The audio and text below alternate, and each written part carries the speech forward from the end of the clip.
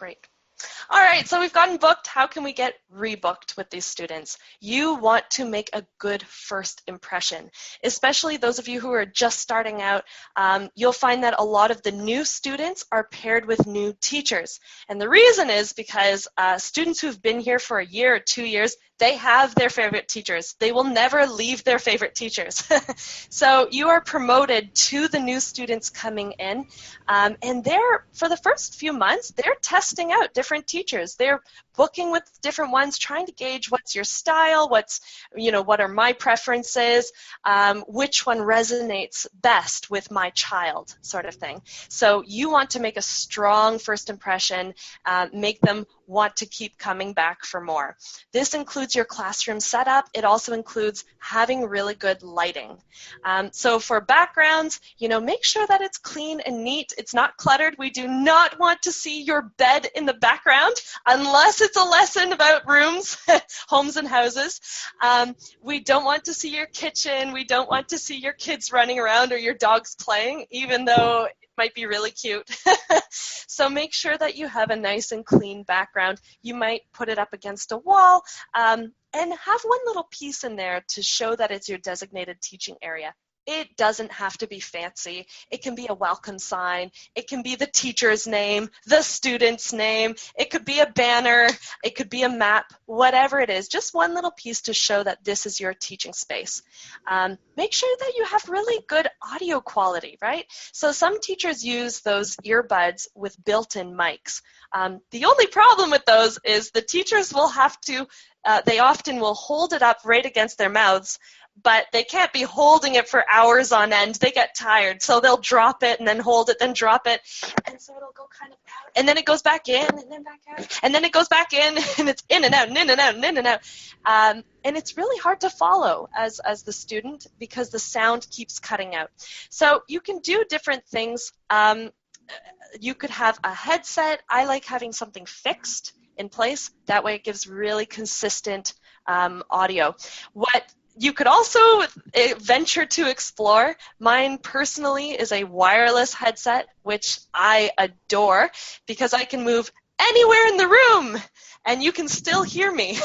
I can jump around and the sound is still consistent. So, find what works for you.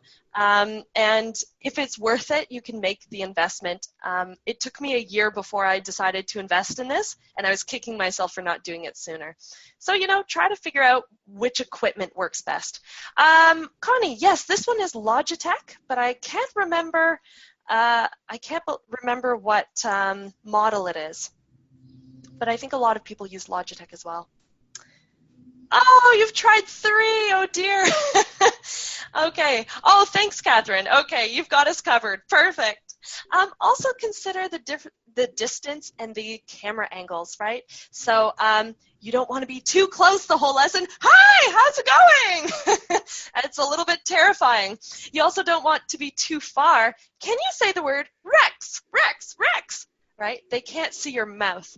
So it is important for them to be able to see all of your features, but without being too close or too far. And also consider the angle. So some people, they have an external webcam, and they might place it on the side. So they're looking to the side when they're talking to the students. Hi, how are you today? Or some of them might be above, looking down at the student. Oh, hello, and that might be a little scary as well. Some of them are looking up, and they have the rest of their bodies cut off, and they just have this head floating around. So make sure that more of you is visible so that you can use gestures, you can bring in props, they can be visible, and just consider your overall spacing. Okay, and then in terms of lighting, this is also really important. We do see this quite often in these classes, lots of shadows. And it's hard to control sometimes if you have a window nearby. Maybe when you started teaching at 4 in the morning, it was completely dark and it didn't compete with your other light sources. But as the sun rises, all of a sudden it's just dominating and the rest of you is covered in shadows. So consider your lighting. If you do have that natural light that you like, what you could do is turn your camera so you're facing it, and having natural light is really helpful for full illumination. What you can also do is have another lamp. So this is what I like to do. I like to keep my windows open, but I put a lamp directly in front of the camera, and that way it offsets the other lighting coming in, and is more evenly distributed. You can do direct light or indirect light. I have a lamp here, but for the first little while, it was shining in my eyes. And the students were probably thinking, why is she crying all the time? Because my eyes were watering. So I've since put a thin white bed sheet over top, and that seemed to do the trick. It acted as a diffuser and makes everything a little bit softer. So, play around with your lighting. For those of you who are wearing glasses, maybe you're concerned about the glare.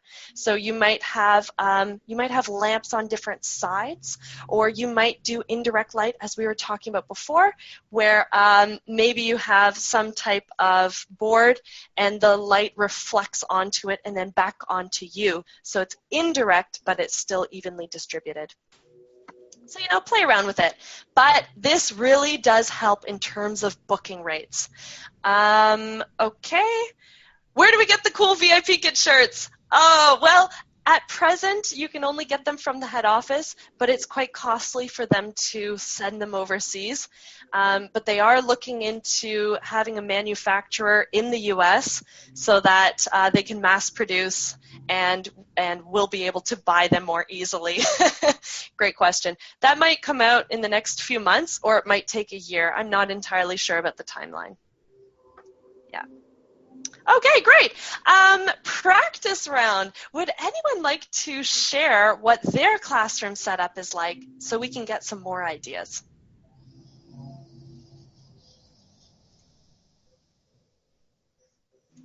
Well, you're seeing mine right here. Perfect. Yeah, I love it. It's playful, but it's educational as well. You have your name there, which also helps with bookings. I see that you probably have a side window coming in, so maybe having another lamp would help as well, just for the daytime. But that's great. Thanks. I took it down, but I have a map behind me. That's pretty much it for right now. I'm working on moving my classroom in my apartment to a different location, so I don't want to invest too much in background yet, but eventually I'd like to have it where my name is there and my reward system's here or something.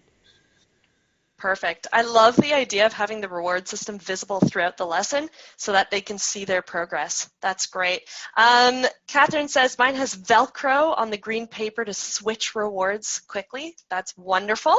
And you have another lamp. Perfect.